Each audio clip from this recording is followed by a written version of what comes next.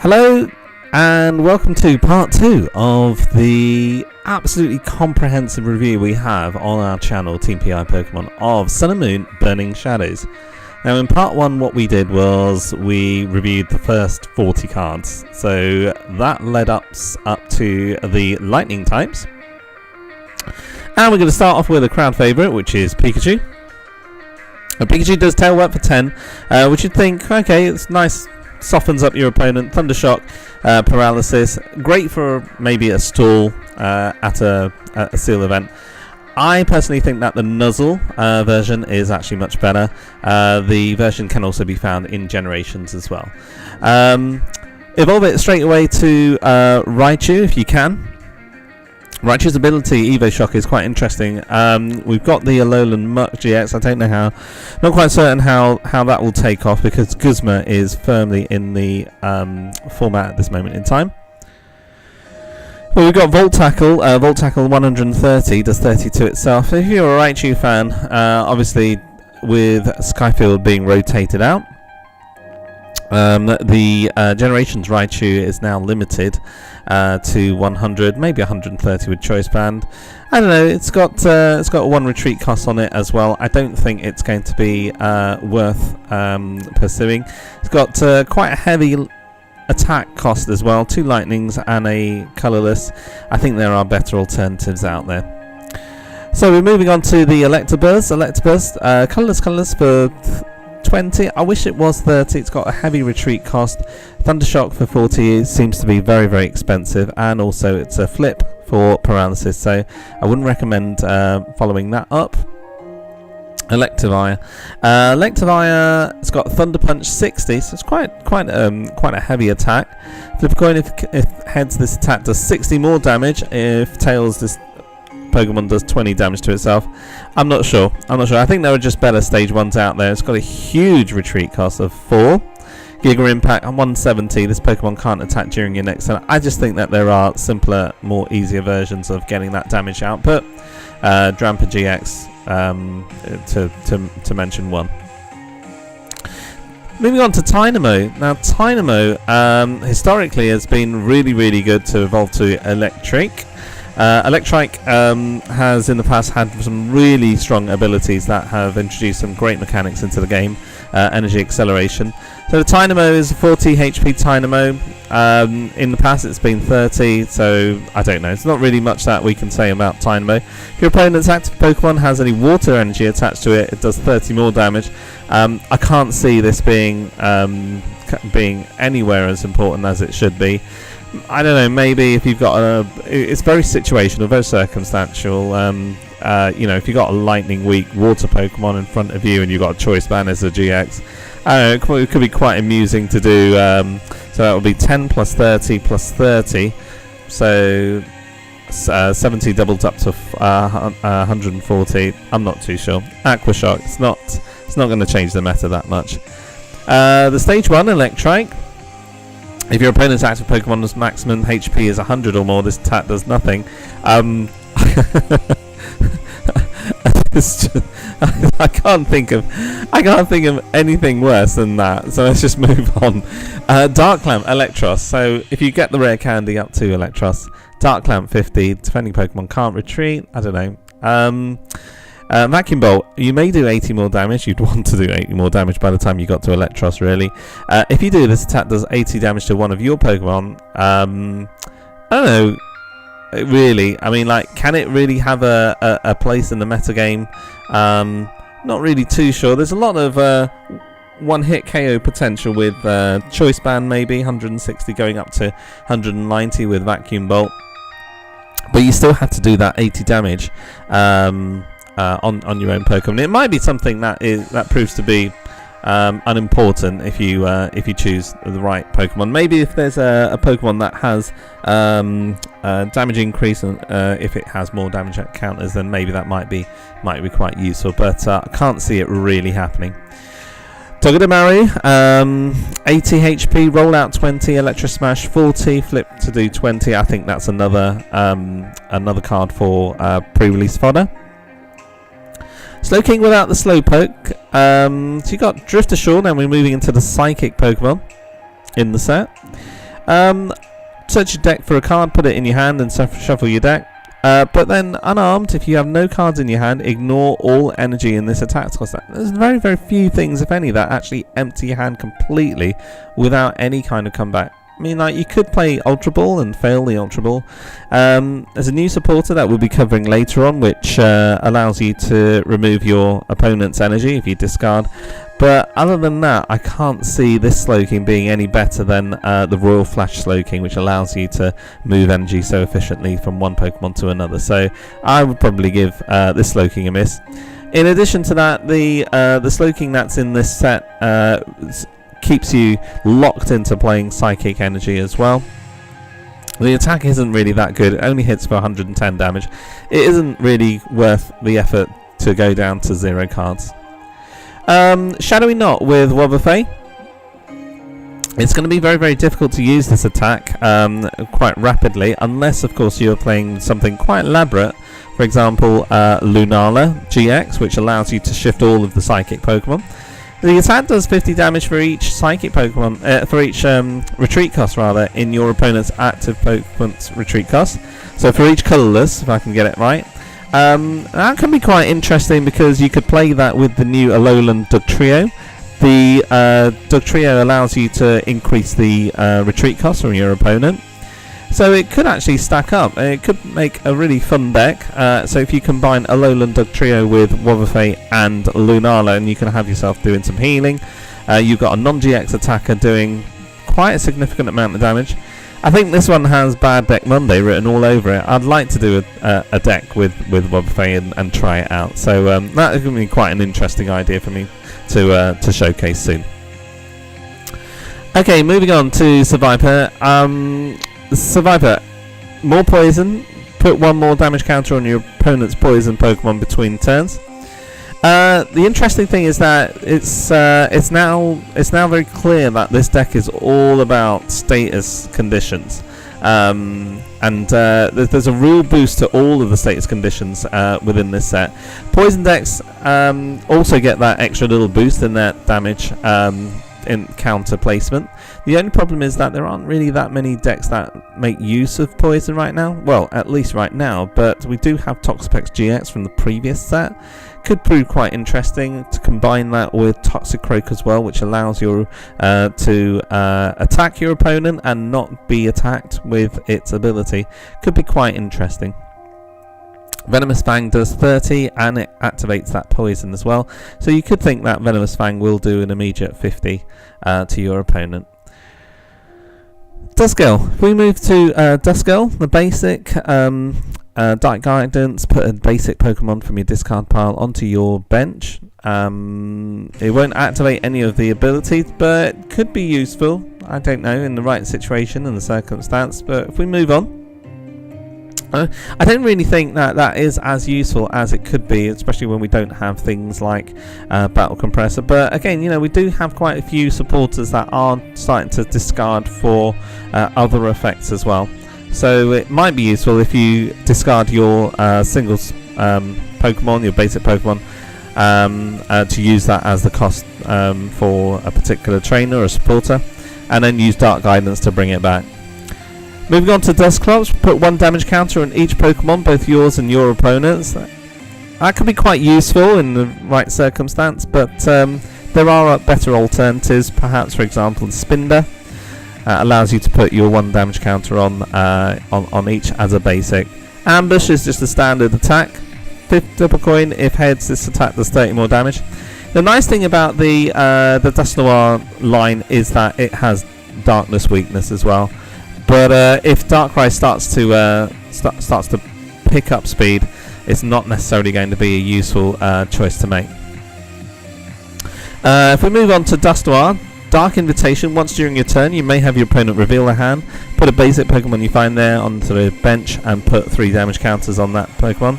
I think the 3 damage counters is a nice effect, but what you possibly want to do is just use Captivating Pokepuff, and just use that to bring your opponent's GX on the bench without activating its abilities. And I'm thinking about Tapu Lele in this sense. although it would work with Tapu Koko GX too. Mind Jack, this attack does 30 more damage for each of your opponent's benched Pokemon.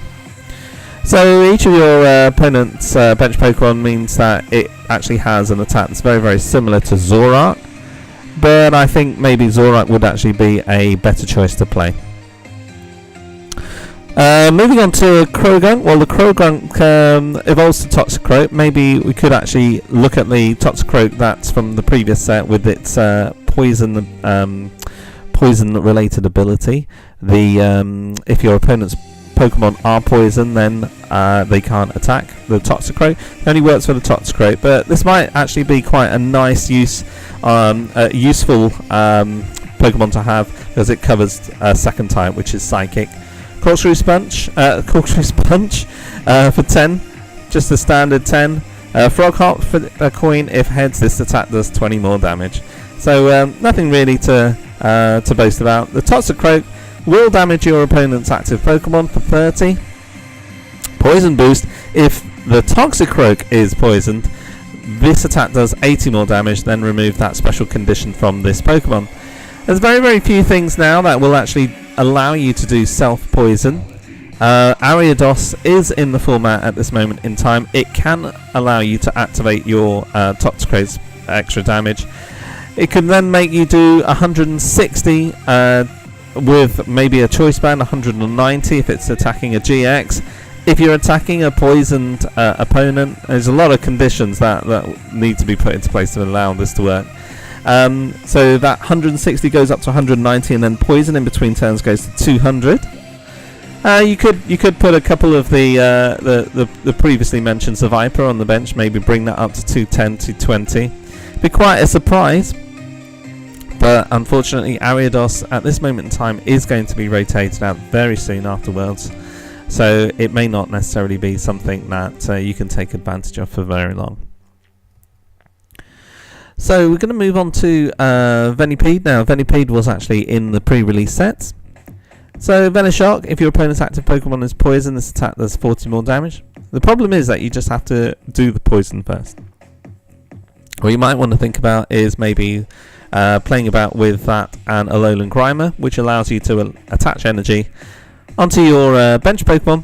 And if you attach it onto your bench Pokemon, you can still use Alolan Grimer's attack to poison.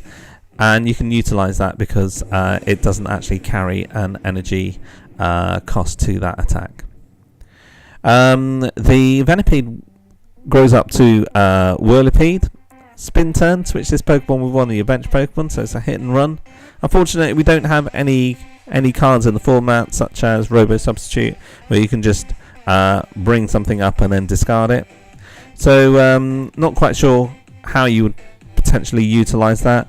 You could potentially utilize that if you're up against something like a Drampa GX. You could spin into a Necrozma GX, which is what we're going to be covering very, very shortly, and then hide behind that.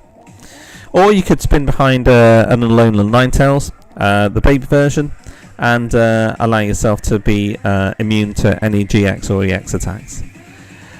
The Scolipede, Poison Horn, your opponent's active Pokemon is now poisoned, so it's 80 goes up to 90, potentially 120 with Choice Band. Steamroller is a very expensive attack, and Scolipede has a very costly retreat cost.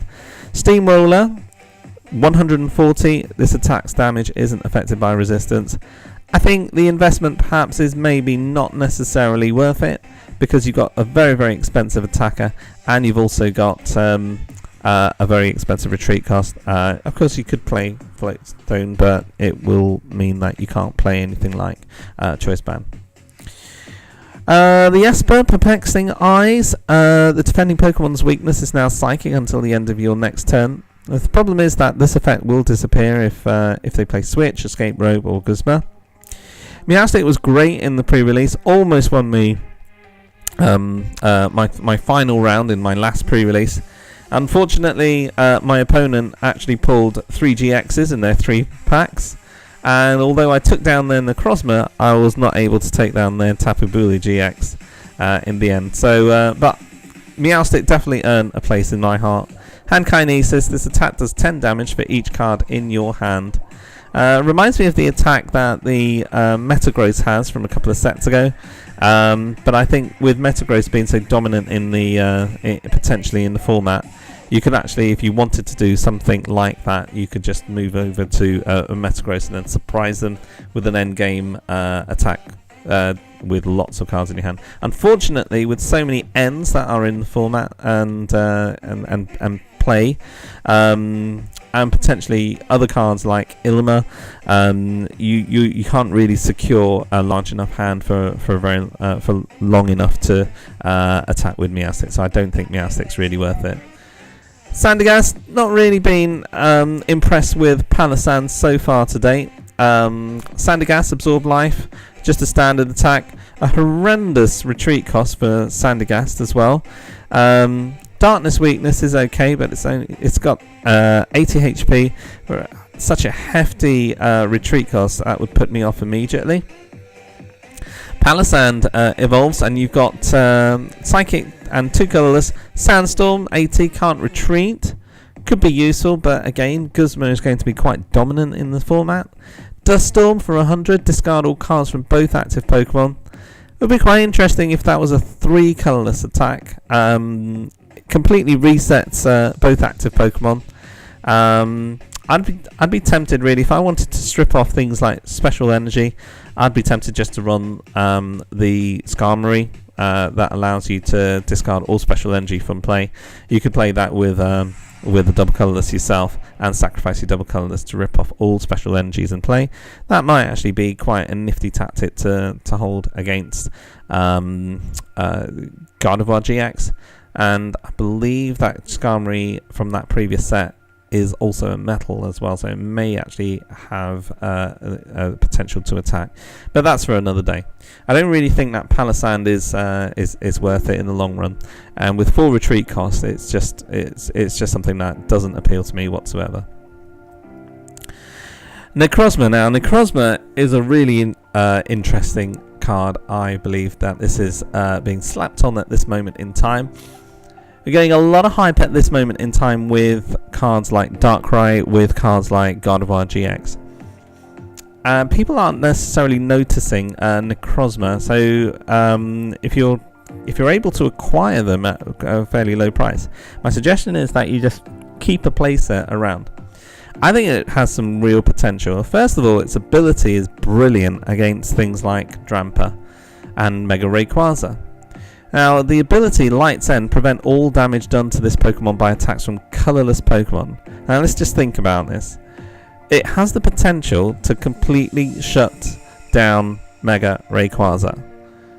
So, what you'd have to do is you'd have to have something to counter that. Now, maybe, okay, right, if you play the Silent Lab, but the problem is that the Silent Lab would actually restrict your use of Skyfield. Now we're thinking about a pre-Worlds rotation as opposed to a post-Worlds rotation. So the obvious choice then is for the Rayquaza deck to actually run a Hex Maniac. If they run a Hex Maniac, they're already having to dig deep to get that Hex Maniac. What they would tend to want to do is they would tend to want to actually do something else with that supporter turn. And you can then utilize that if you really wanted to try and counter something like Mega Rayquaza. You could play a Sudowoodo, you could just have a Parallel City, and you could just go all in on the hate with things like Mega Rayquaza, using Necrozma as a bit of a wall. 180 HP attack is not necessarily very easy to get around. This also blocks Drampa GX as well. I also think that it can also be used as a primary attacker. It can be used for his Prismatic Burst attack. Let's think about it. With all of the Psychic Energy on there, paying for Prismatic Burst, it allows you to do 190 straight away. Now, this is a real potential combination with Metagross GX. So if you play 2 Psychic in your Metagross GX anyway, I think perhaps it might actually be worthwhile just testing Necrozma in place of what people sometimes play, which is Mimikyu. You then have the potential to do something like 130 damage if you just play 2 Psychic. It might lead you to splicing a few extra Psychic energy in that Metagross deck. I think it's got some real potential. Black Ray GX does 100 damage to each of your opponent's Pokemon GX and Pokemon EX. That is not something that can be ignored. It's got real potential. I really do like the look of Necrozma GX. I think it will be seen mainly and played mainly as a tech card in a lot of different decks because of its GX attack and that damage spread of 100. I think if we're looking towards expanded, it's got potential as an option for decks such as Trevenant to spread huge amounts of damage against EX and GX attacks before you just do the Silent Fear damage spread. But I would not be surprised to see a tech of this Necrozma at the World Championships. Another place that you could use it is in Vikavolt Tapu Bulu. So if you were able to spread damage around and then set up Tapu Bulu GX to finish off things like a Gardevoir GX or a Metagross GX, you could use the attack of Nature's Judgment to completely sweep. I really like the idea because the deck traditionally uses Tapu Koko to spread damage, to set up these KOs. But the problem is that if you're up against a deck like Gardevoir GX, Tapu Koko isn't a very good spread attacker. In addition to that, if you are actually playing against the Metagross GX, the hefty HP of Metagross, 250, makes it very, very difficult to make these things stick. So it might be a bit problematic to use such a tactic against Metagross. However, when Necrozma comes in, because Necrozma can actually do 100 damage across the field, that damage can actually stick, and they can only really play so many max potions during their turns of the game. They don't want to play them too early, and you're actually setting them into a position where they actually really have to start compromising on their use of max potion. And if you were playing that Tapu Bulu, you could then do those major knockouts. I really, really like the way that this is going to combine with Mega anti-Mega Rayquaza strategies. Definitely try and get a playset of those. As opposed to, I'm afraid to say, Machamp GX, really disappointing. Now, we've had some brilliant Machamps in the past. We've had Machamps that have been able to one-hit KO basics, and those have been absolutely profound. I really wish that Pokemon had maybe visited that idea and brought back that attack where you could just knock out a basic straight away for a single fighting using Machamp GX. I think it deserved it. I think if you're getting it to a stage 2 position, it needs to have those really effective attacks. 250 HP is very, very good, useful. I can live with the 3 retreat cost because of its punchy attacks, no pun intended. But I have to say, between Machamp GX and Komodo GX, I'm not entirely too sure which one is the worst GX to have. I think it pretty much is Machamp GX. It's awful. It's really disappointing to see such disappointing attacks on such a card. I think Machamp GX should actually have had better attacks, but hey, never mind. We've got some Machamp fans out there. Big shout out to Shy. I'm sure that it'll be great for trade, at least. But I'm really disappointed. I'm sorry. I really genuinely am disappointed. Machamp should have been better. Okay, Rhyhorn. Lunge out 20. The nice thing about Rhyhorn and Rhydon is that they are solid stage 1s and basics to get up to Rhyperior. And Rhyperior is actually quite an exciting card. Its ability allows you to discard the top 3 cards of your opponent's deck.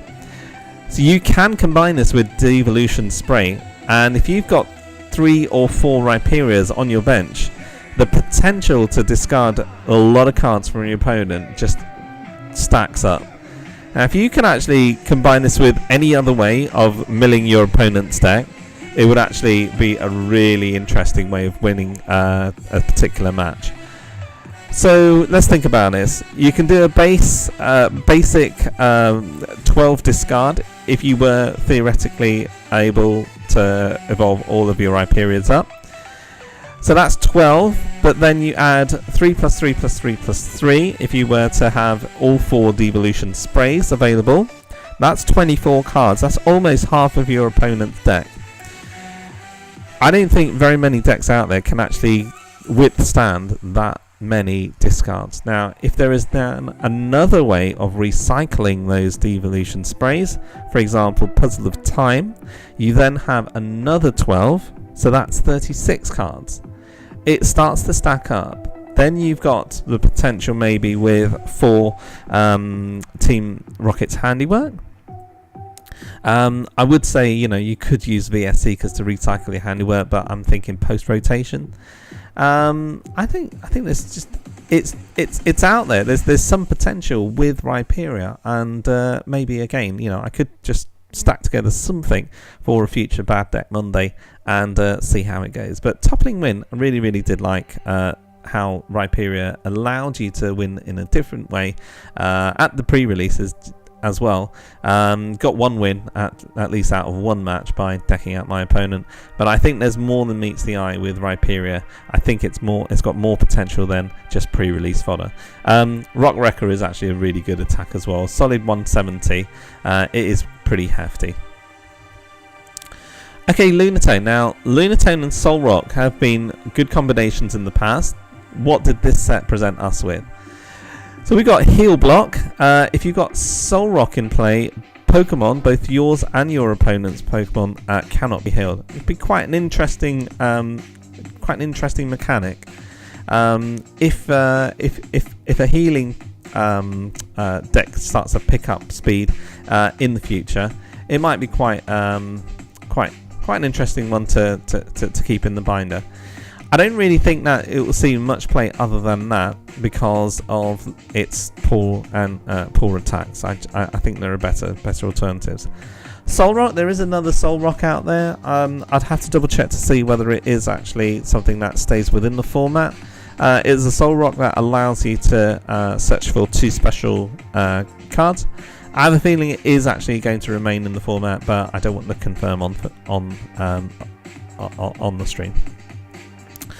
Double Draw draws 2 cards, and Solar Heat, if there is a stadium in play, this attack does 20 more damage. I suppose potentially with a strong energy it could do 60 for 1, but I'm not going to hold my breath really for this one. Other than this actually was potentially an anti-Bunnelby card if you just ran the fighting energy and had a milling deck in mind. Now, I'm not thinking of any particular one in mind, am I, Wailord? I will miss Wailord. Let's move on. Riley. Punch for 10, Low Kick for 30, just a standard Riley. Lucario's. Now, I believe that this is going to be appearing in one of the theme decks. We've got 3 copies. That's a bit of a dead giveaway. So when you play this Pokemon from your hand to evolve one of your Pokemon during your turn, you may prevent all effects of your opponent's attacks, including damage, done to this Pokemon until the end of your opponent's next turn. That's going to be quite interesting to see whether that actually does work, even if Lucario is brought up from the bench. Does that effect stay in place? I don't know. I think because it actually states that the ability lasts until the end of your opponent's next turn, I think at this moment in time it would be something that would remain on Lucario. But I'm not a judge, and I'm looking at Submarine Blow 120. It's quite an expensive attack, but what would tempt me to run this is the fact that it's got a single retreat cost as well. But 120 is pretty weak in the metagame at this moment in time. I think there are potentially better fighting options. Sorg. Quick Guard, prevent all damage done from a basic Pokemon during your opponent's next turn. It's a great stall attack. Can't use Quick Guard during your next turn. Very reminiscent of the Cobalion that's actually out at the moment as well. So it allows you to be immune for 1 turn. Brick Break. This attack's damage isn't affected by resistance or any effects on your opponent's active Pokemon. Unfortunately, I think Brick Break is not going to not going to keep Sulk around for much longer for very long in the game.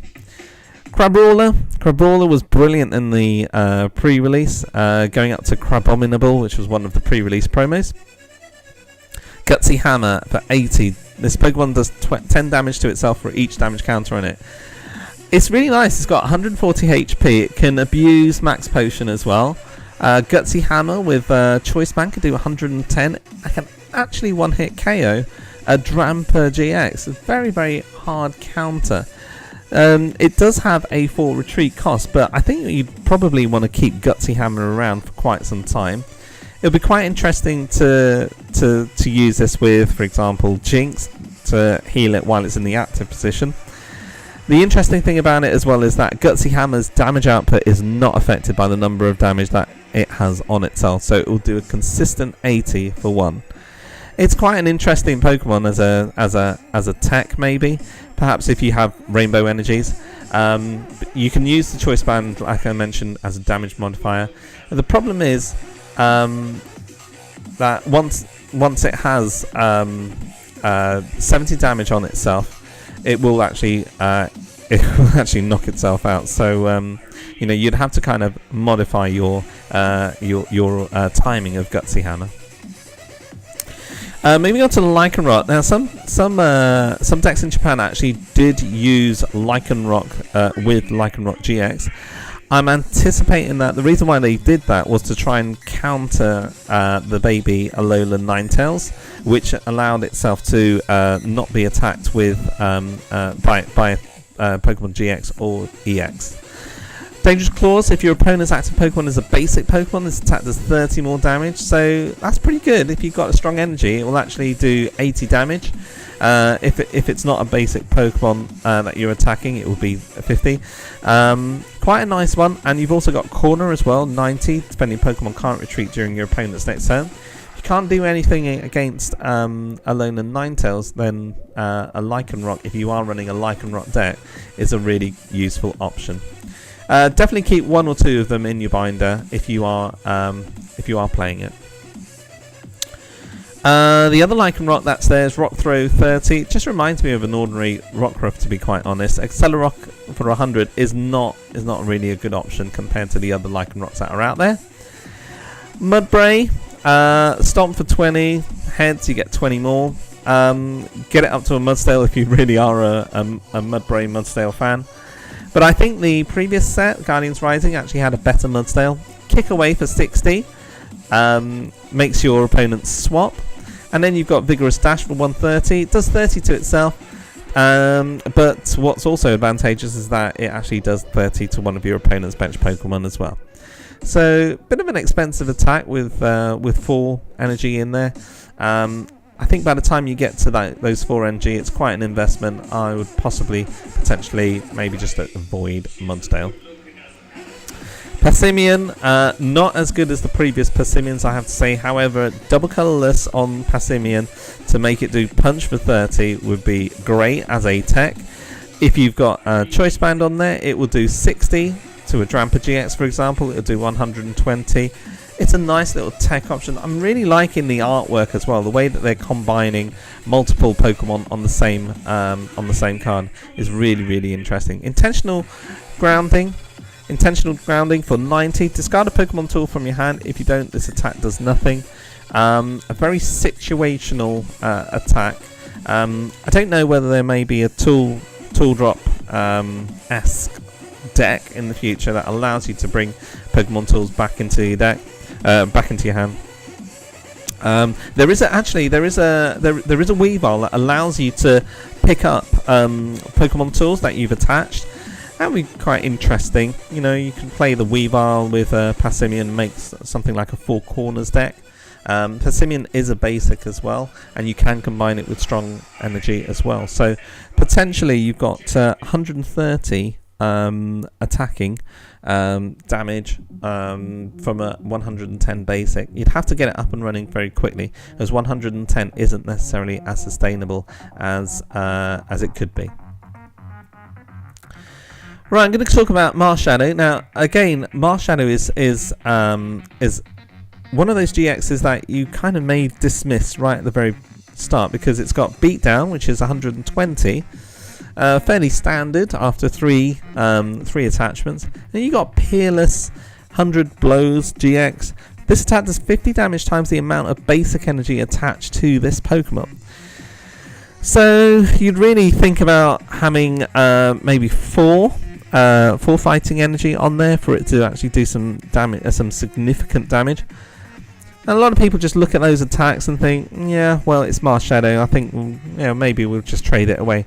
But look at its ability, Shadow Hunt. Shadow Hunt has been phenomenal in Japan in the expanded-esque format that they have.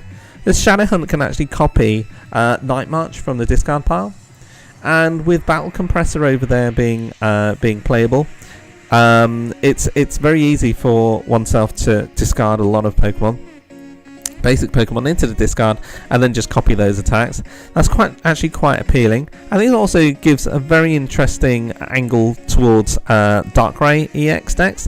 So if you play Darkrai and you play one Marshadow and you've got a Darkrai EX in your discard pile, that can actually be quite useful because you can then cover yourself for the mirror and use Marshadow to attack and knock out your opponent's Darkrai EXs if they are playing EXs. With the rise of Darkrai GX as well, I think Marshadow is definitely one to watch. I think it's definitely something to keep hold of, especially if you are a Turbo Darkrai player. But bear in mind that Marshadow GX can also counter Turbo Darkrai as well, so it is splashable, and turning it into a fighting type can be quite devastating against GX and EX Darkrai. So that brings us to the end of our second video. That's the second 40 cards. We are now going to put a pause for the next video, which is going to start with the Darkness types, Alolan Rattata. Thank you very much for watching. I hope that you're enjoying the series. I hope that I'm pretty accurate when it comes to reviewing these cards. But I'd always love to hear what you guys have to say as well.